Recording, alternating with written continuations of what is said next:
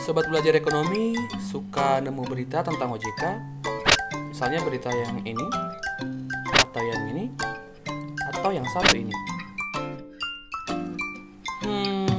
Kira-kira sobat belajar ekonomi sudah paham belum ya apa itu OJK? Ayo kita bahas sama-sama.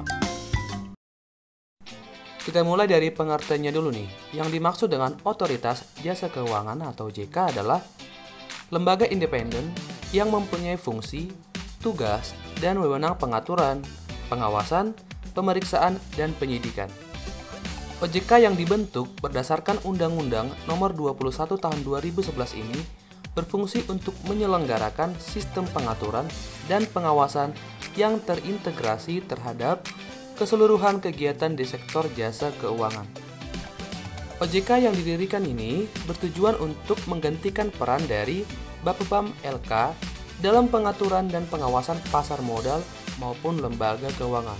Selain itu, OJK juga didirikan untuk menggantikan peran dari Bank Indonesia selaku bank sentral dalam fungsi pengaturan dan pengawasan bank serta untuk melindungi konsumen industri jasa keuangan. Jadi, yang diawasi dan diatur oleh OJK ini ada berupa pasar modal, lembaga keuangan bank, lembaga keuangan bukan bank. Semua hal yang berkaitan dengan kepentingan konsumen maupun perizinan usaha, lembaga yang sudah saya sebutkan tadi, semuanya di bawah naungan Otoritas Jasa Keuangan. Jadi kalau dulu kan ada tugas Bank Indonesia untuk mengatur dan mengawasi bank umum. Nah sekarang tugas itu diambil alih oleh OJK. Kalau sudah paham, mari kita lanjut subtopik berikutnya. Tujuan OJK.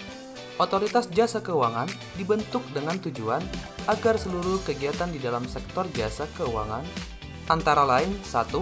Terselenggara secara teratur, adil, transparan, dan akuntabel. 2. Mampu mewujudkan sistem keuangan yang tumbuh secara berkelanjutan dan stabil. 3. Mampu melindungi kepentingan konsumen dan masyarakat.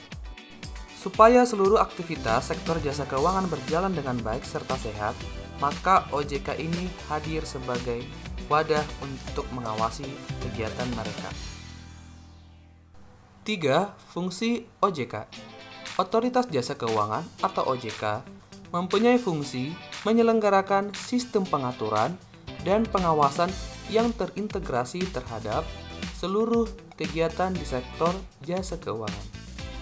Untuk menghindari tata kelola yang kurang baik, maka seluruh kegiatannya harus terintegrasi dan harus berdasarkan peraturan dari OJK. Tugas dan wewenang OJK. OJK melaksanakan tugas pengaturan dan pengawasan terhadap 1. Perbankan dan non-perbankan. 2. Pasar modal. 3.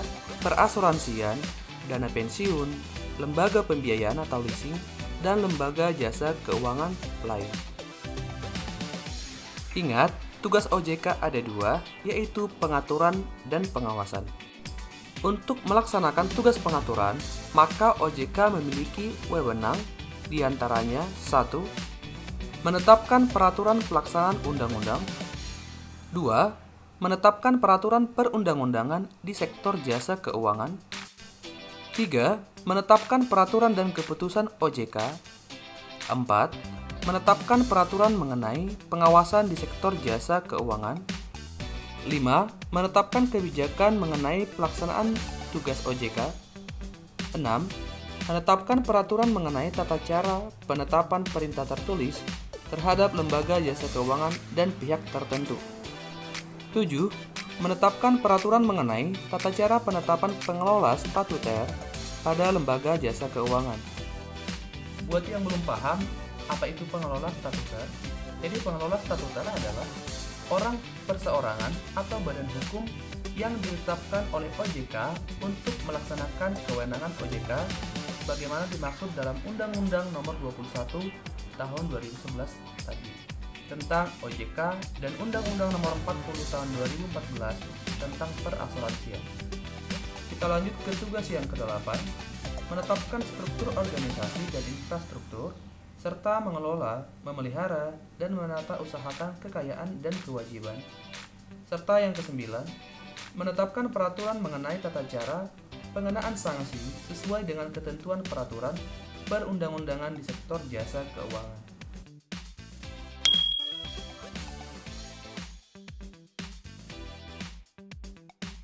Selain tugas pengaturan, OJK juga punya tugas pengawasan. Nah, untuk hal ini, OJK mempunyai wewenang diantaranya 1.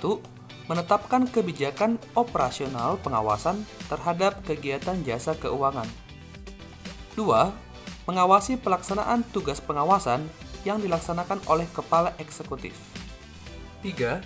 Melakukan pengawasan, pemeriksaan, penyidikan, perlindungan konsumen, dan tindakan lain terhadap lembaga jasa keuangan, pelaku dan atau penunjang kegiatan jasa keuangan, sebagaimana dimaksud dalam peraturan perundang-undangan di sektor jasa keuangan.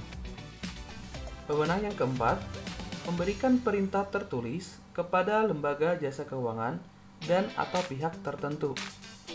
5. Melakukan penunjukan pengelola statuter. 6. Menetapkan penggunaan pengelola statuter. 7. Menetapkan sanksi administratif terhadap pihak yang melakukan pelanggaran terhadap peraturan perundang-undangan di sektor jasa keuangan. 8. Menetapkan peraturan mengenai pengawasan di sektor jasa keuangan.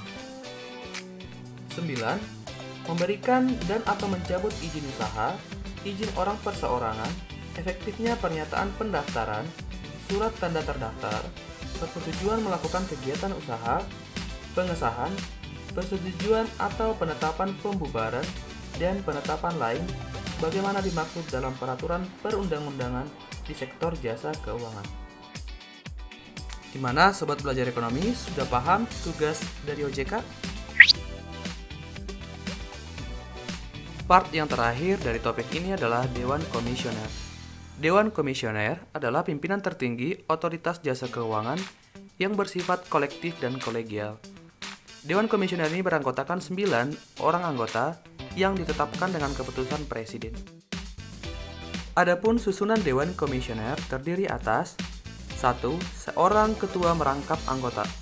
Untuk periode 2017 sampai 2022, Ketua Dewan Komisioner OJK adalah Bapak Profesor Wimbo Santoso, SE MSc PhD.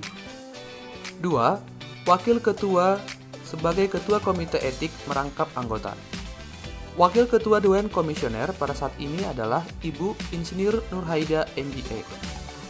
3. Seorang Kepala Eksekutif Pengawas Perbankan merangkap anggota. Jabatan ini dipegang oleh Bapak Heru Kristiana SH MM. 4. Seorang Kepala Eksekutif Pengawas Pasar Modal merangkap anggota. Jabatan ini diamanahkan kepada Bapak Insinyur Hosen MM. 5. Seorang Kepala Eksekutif Pengawas Perasuransian, Dana Pensiun, Lembaga Pembiayaan, dan Lembaga Jasa Keuangan lainnya merangkap anggota. Jabatan ini diamanahkan kepada Bapak Rizwi Nandi. 6. Seorang Ketua Dewan Audit merangkap anggota. Jabatan ini diamanahkan kepada Bapak Dr. Ahmad Hidayat AKT CA MBA. 7. Seorang anggota yang membidangi edukasi dan perlindungan konsumen. Jabatan ini diamanahkan kepada Bapak Tirta Segara SE MBA. 8. Seorang anggota ex officio dari Bank Indonesia yang merupakan anggota Dewan Gubernur Bank Indonesia. Jabatan ini diamanahkan kepada Bapak Dodi Budi Waluyo SE MBA. 9. Seorang anggota ex officio dari Kementerian Keuangan yang merupakan pejabat setingkat eselon 1 Kementerian Keuangan. Jabatan ini dipegang oleh Bapak Profesor Suhasil Nazara, SE MSc PhD. Silakan kunjungi website di ojk.go.id untuk mengetahui profil setiap Dewan Komisioner. Demikianlah penjelasan mengenai otoritas jasa keuangan pada video pembelajaran kali ini. Semoga bermanfaat dan sampai jumpa di video berikutnya.